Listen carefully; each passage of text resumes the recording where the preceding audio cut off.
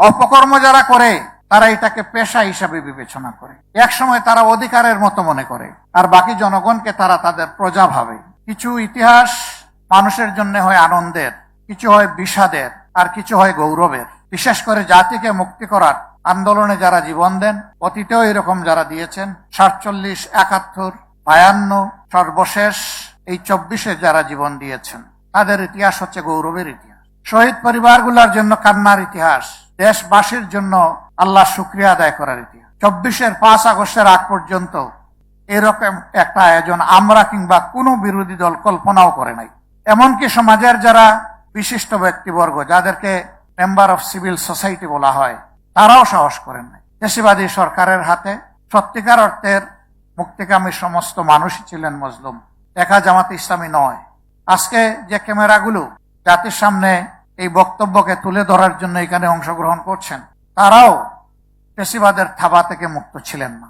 ওই সময় তাদেরকেও জীবন দিতে হয়েছে, কারাগারে যেতে হয়েছে, রিমান্ডের নামে নির্যাতন ভোগ করতে হয়েছে। বিদেশে বসে যারা বাক এবং কলম যুদ্ধ চালিয়েছিলেন দেশের বুকে, তাদের আপনজনকে হেনস্থা হতে হয়েছে, জেলে পুরা হয়েছে। এক্ষেত্রে নারীদেরকেও ক্ষমা করা হয়নি। এদের রুচি কত নিম্ন স্তরের ছিল, এখান থেকে এটা উপলব্ধি করা যায়। সেই বন্দি দশা থেকে, শ্বাস রুদ্ধকর অবস্থা থেকে, যারা নিজেদের পবিত্র জীবনটা বিলিয়ে দিয়ে আমাদেরকে এমন একটি পরিবেশ করে দিল, আমি তাদের সকলের প্রতি হৃদয়ের ভিতর থেকে গভীর শ্রদ্ধা এবং আন্তরিক কৃতজ্ঞতা জ্ঞাপন করছি। উত্তরার একটা ঘটনা আমি কোনোভাবে বলতে পারি না।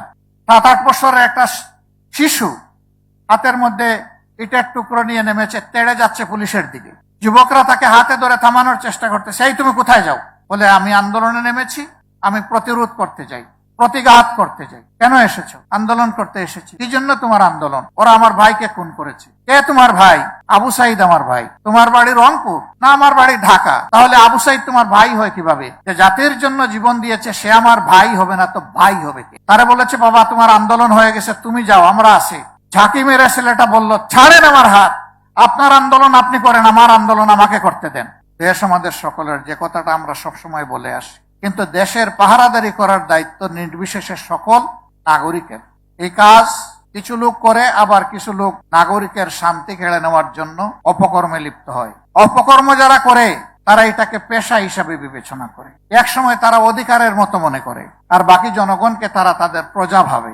নিজেরা রাজা হয়ে বসে, কিন্তু গাছের গুড়ায় যখন ঝাঁকুনি দেওয়া হয়, ওই ডালে ডালের রাজারা তখন উড়ে গিয়ে অন্য জায়গায় পড়ে যায়। এটা গাছের তলায় পড়ে না, বহু দূরে গিয়ে পড়ে। কিন্তু ক্ষমতায় যখন থাকে তখন তারা সদর্পে অনেক দাম্ভিকতা প্রদর্শন করে। অতীতের এইরকম স্বৈরাচার পেসিস্ট যারা ছিল, তাদের নাম বিভিন্ন ধর্মগ্রন্থেও অঙ্কিত হয়ে আছে। একই পরিণতি সবার ভোগ করতে হয়েছে। কিন্তু ইতিহাসের দুর্ভাগ্যজনক শিক্ষা হচ্ছে যে ইতিহাসের করুণ পাঠ পড়ে কিন্তু ওখান থেকে শিক্ষা নেয় না। আবার যে জাতি তার বীরদেরকে, জ্ঞানীদেরকে সম্মান করতে জানে না, আল্লাহ রাব্বুল আলামিন এই জাতিকেও সম্মানিত করেন না। আমাদের জাতির ইতিহাস বিস্মৃতির ইতিহাস, বিকৃতির ইতিহাস। এই ইতিহাস অনেক সময় রচনা হয়েছে বহু পরে। ইতিহাস লিখতে গিয়ে অনেকে কাব্য রচনা করেছেন, গল্প রচনা করেছেন, যার যার মতো করে। ইতিহাসের জায়গা থেকে ইতিহাসকে সরিয়ে নিলে এটা আর ইতিহাস থাকে না। বাংলাদেশ জামাত ইসলামী অনুভব করেছে রাষ্ট্রের উদ্যোগে করে উঠেছে আমাদের দাবি, কিন্তু আমরাও একটা দায়িত্বশীল দল হিসেবে আমাদেরও কিছু কর্তব্য আছে। আমরাও এই আন্দোলনে শরিক ছিলাম।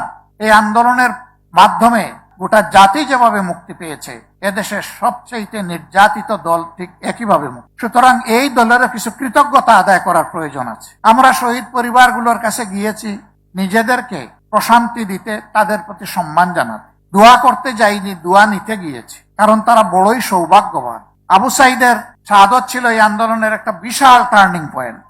একটা নিবৃত পল্লীর ছেলে, গরিব পরিবারের সন্তান, তার পরিবারে তার মতো শিক্ষিত আশেপাশে, এই তার শিক্ষার আশেপাশে আরেকজন সদস্য নাই। সেই ছেলেটাই দুনিয়ায় নতুন ইতিহাস রচনা করলো। খোলা বন্দুকের সামনে টানা মেলে বুক চিতিয়ে বলেছিল বুকের ভিতরে তুমুল ঝড়, বুক পেতেছি গুলুকর।